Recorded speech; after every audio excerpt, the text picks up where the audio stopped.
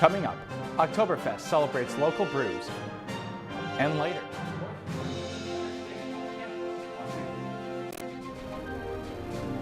continues to struggle. I'll tell you more in sports. Leaves are changing and temps are falling. I'll tell you more in weather. all of that and more coming up on this Monday morning edition of DITV News. Don't go anywhere. DITV News starts right now.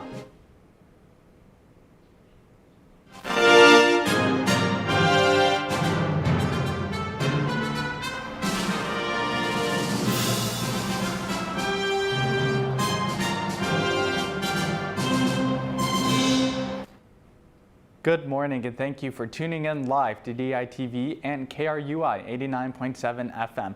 I'm Johnny Valtman.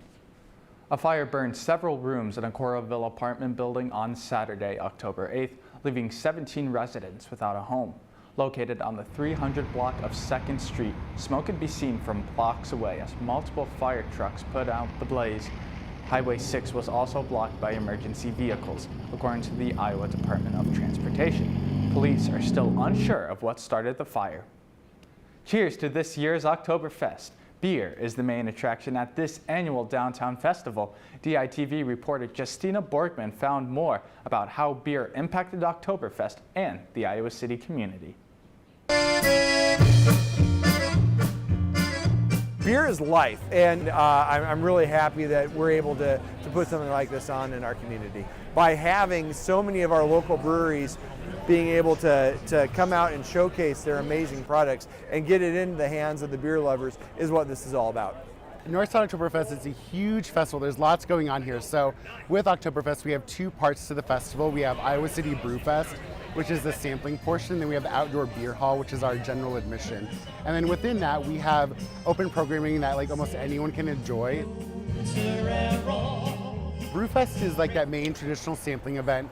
It gives the opportunity for people to maybe try new beers, see what's different. I think this year we have close to 40 breweries here. These mugs and these glasses are the ticket in for Oktoberfest visitors to receive unlimited samples of local brews. Not only does this attract Iowa City community members, but it also supports local businesses. So I've been doing this festival for over 20 years now, so it's been really fun to watch it evolve and just to see the diversity and just like, you know, with ages and everything, I'm like, this really shows like how much like beer has become ingrained in our community. And it's really important that we continue to be able to support our local businesses, and that's one thing that this does. From the Northside Oktoberfest, Justina Borgman, DITV.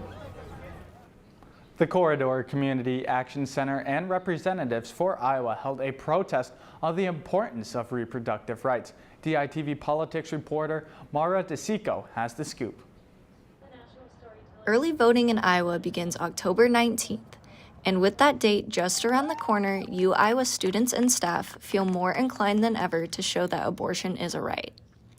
The rally that took place over the weekend featured many speakers ranging from students to rabbis. We are a movement to give hope when there is little. We are a movement to show up for all of us, especially those of us with the least power. The event also boasted its first politician. The coordinators of the event said that letting people know that there are politicians who have their back is crucial to the upcoming election. The state can keep you so tenuous in your life. It depresses political participation, and that is the real goal here, control. Candidates for the upcoming election also participated to add weight to the voting registration stations around the Pentacrest. Attendees were encouraged to chalk the sidewalks of the Pentacrest with messages of support. From the Pentacrest, Mara DeSico, DITV. The first IC Flea Market kicked off this past Sunday on North Gilbert Street in Iowa City. The market had a lot to offer with a number of vendors selling items such as art, vintage clothing, furniture, and much more. I think it's a really cool community that, you know, people are bringing vintage, antiques, home goods, art, a variety of things, and I think people are here on a Sunday morning, just Sunday afternoon to just down to shop and hang out. Food stands were also featured along with accompanying live music. To see all of these vendors like come together collectively and sell together, and yeah, there's like this really good camaraderie to it. The IC Flea Market plans to hold 2 more events on the 16th and 23rd from 11 to 3 o'clock. This weekend's festivities were paired with perfect fall weather. Ethan, what can we expect for the upcoming week? Thanks, Johnny.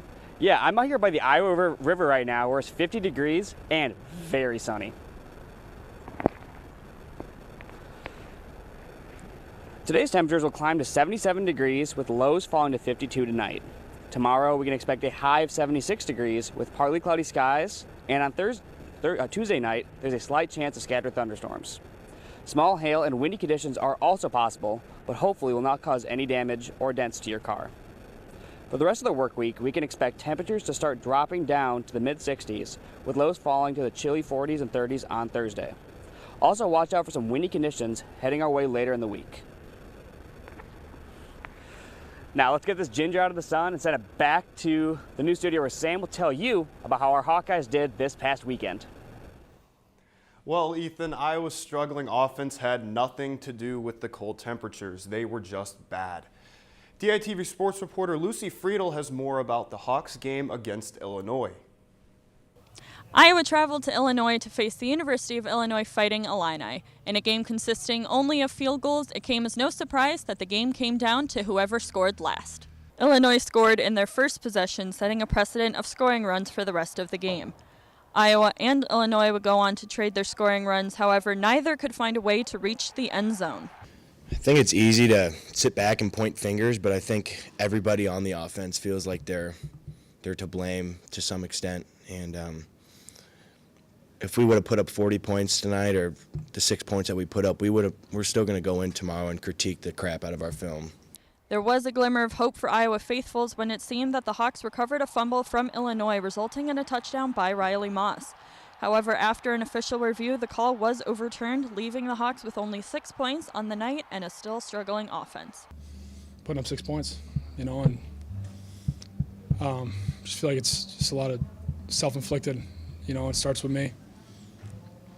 But just as a unit, we have to be better. We can't keep doing this.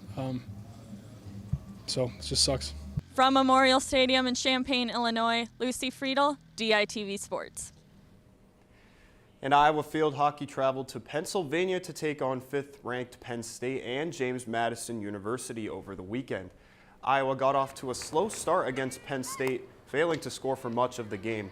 With 6 minutes left on the clock, senior Anta Nizel found the back of the net to force extra time. However, 2 minutes in, Penn State netted the game-winning goal and handed Iowa their 3rd loss of the season. The Hawks once again got off to a slow start against the Dukes. James Madison held a 1-goal lead over Iowa for much of the game, and it all came down to the 4th quarter. Nizel tied the game off a penalty corner in the 50th minute, and senior Ellie Flynn gave the Hawks the victory less than 2 minutes later.